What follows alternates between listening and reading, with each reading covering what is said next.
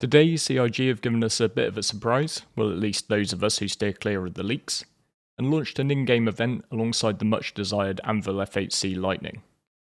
The Lightning is the UAE Navy's primo heavy fighter, and it sure does pack a punch. So in this video we're going to take a quick look at the event, where to find a golden ticket, and at the ship itself, which, spoiler alert, I personally really like. So if this sounds good to you, then grab a cup of tea while I roll the intro, then let's get into it.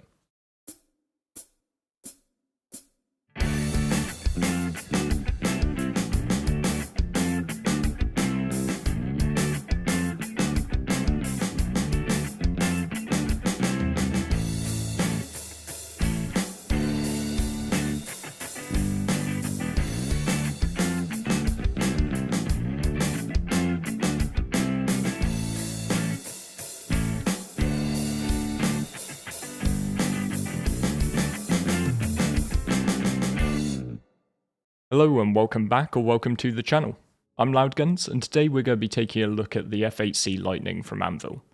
This is the civilian model of the F8A Lightning used by the UAE Navy, but despite being a little bit toned down, it's still an incredibly powerful ship. CIG have launched an event in-game through which you can claim two types of ticket. Golden tickets spawn in a variety of outposts and FPS locations, such as bunkers or caves. When you find one of these in a loot crate or on the body of a dead bad guy, you just take it with you to any of the rental kiosks around Stanton. You'll find these at any of the major landing zones and low orbital space stations such as Seraphim or Everest Harbour. As soon as you interact with the kiosk, you'll get a message pop up on screen informing you that you now have a 24-hour rental of an F8C.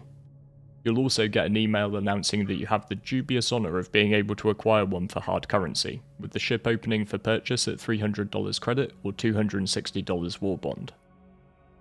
I do want to make something abundantly clear at this point, particularly for any players who are maybe a bit newer to the game.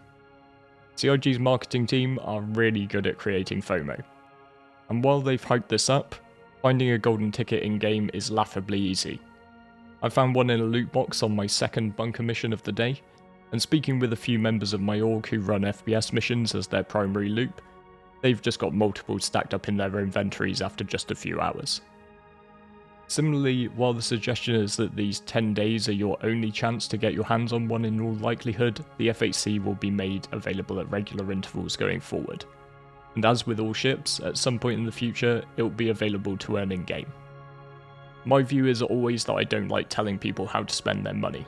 You earned it, you choose how to spend it. I don't mind injecting a little realism into some of the narrative about rarity that comes out of CIG's marketing department. One thing I do really like though is that these golden tickets come with that 24-hour rental period for free. I have to say, this is a really good idea. As is the idea for the platinum tickets, so these will be carried by CIG developers in-game. I believe there's going to be a priority mission pop up in your contract manager when it's active.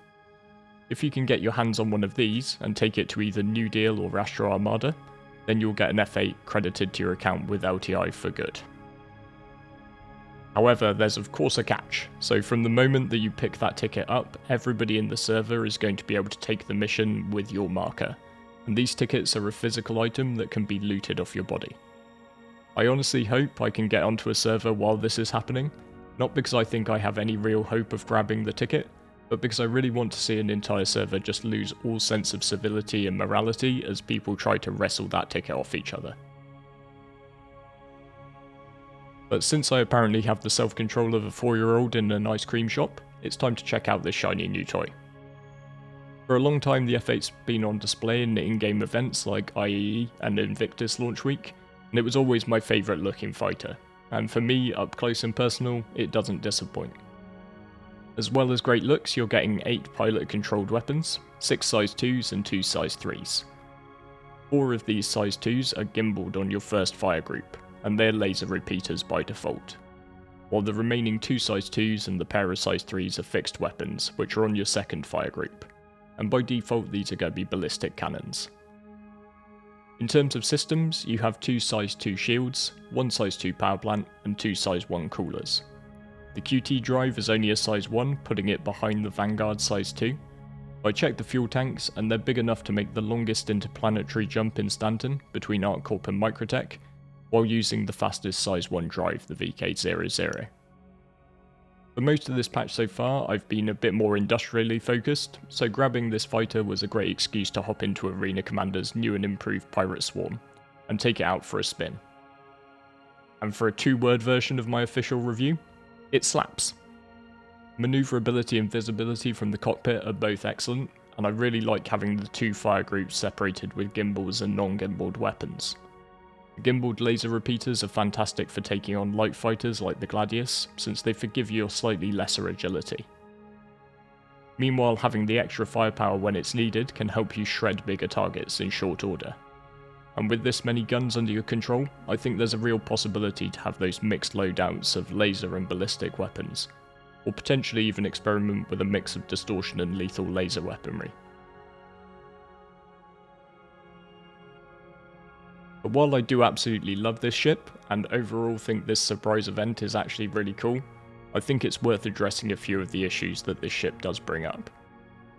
Firstly, there is some saltiness over the introduction of this ship, now when it was previously stated as only for purchase in-game after completing X amount of Squadron 42, or as a perk for concierge members who'd spent more than $10,000. I'm just going to separate these two things out, because I think they're completely distinct. On the Squadron 42 front, I think it was actually a good thing to ditch this idea. If the ship was locked behind progress in Squadron, then there would be complaints about people being forced to buy and play through the single player game. Back when I backed in 2014, Squadron 42 came with all game packages for no extra cash. But now it's been hived off, and it's currently not even available to purchase pending a likely price hike after Sitcon. So let's say that realistically Squadron is going to be at least a $60 to $70 title.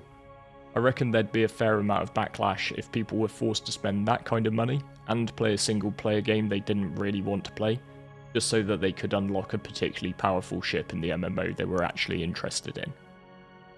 I'd love to see, in the PU, some form of mission to do with these golden tickets that will serve the same purpose, giving you a way to unlock the F8 that isn't just handing over credits.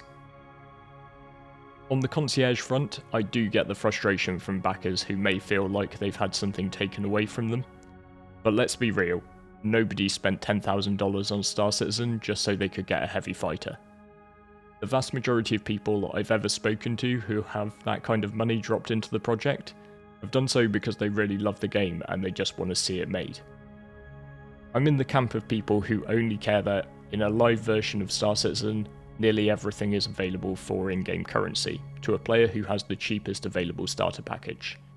It's the only way, even with this pay-to-win or pay-to-advantage, that everybody can at least build themselves up to a level playing field. Cosmetic items are absolutely fine to be behind a paywall. Who cares if someone wants to kick in $10 or $20 for a shiny paint or $5 for a skin on their FS9? As long as all the potential power you can gain from ships and weapons and armor is available to earn in-game, then I'm alright with it. There's also the issue that the F8 is a very powerful ship, and right now if you part with hard currency, you can buy that power, whereas someone who doesn't want to or can't drop the cash, can't, and they're going to be at a disadvantage. Whether CIG like it or not, PvP combat in particular goes through different metas, depending on relative ship strength. And if the pilots are equal but the equipment isn't, then it can be annoying to be the losing pilot. This is not a new thing for SC, and in a discussion on Discord earlier, one thing I pointed out was that this was almost exactly how I felt about the Vulture. When it came in and it brought in an entirely new game loop, that was shut behind a $175 paywall.